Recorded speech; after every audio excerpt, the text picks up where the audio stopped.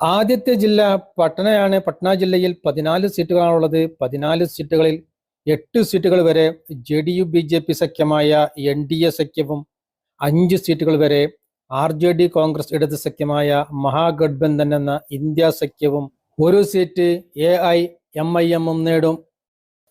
അടുത്ത ജില്ല ഗയയാണ്. ഗയ ജില്ലയിൽ 10 സീറ്റുകളാണുള്ളത്.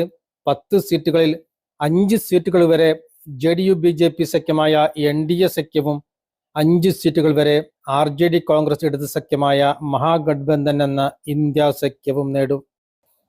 അടുത്ത ജില്ല ഔറംഗാബാദ് ആണ്. ഔറംഗാബാദ് ജില്ലയിൽ 6 സീറ്റുകളാണുള്ളത്. 6 സീറ്റുകളിൽ 4 സീറ്റുകൾ വരെ NDA സഖ്യവും 2 സീറ്റുകൾ വരെ ഇന്ത്യ സഖ്യവും നേടും. അടുത്ത ജില്ല ദർഭംഗയാണ്. ദർഭംഗ ജില്ലയിൽ 10 സീറ്റുകളാണുള്ളത്. 10 സീറ്റുകളിൽ 4 സീറ്റുകൾ വരെ ഇന്ത്യ സഖ്യവും 5 സീറ്റുകൾ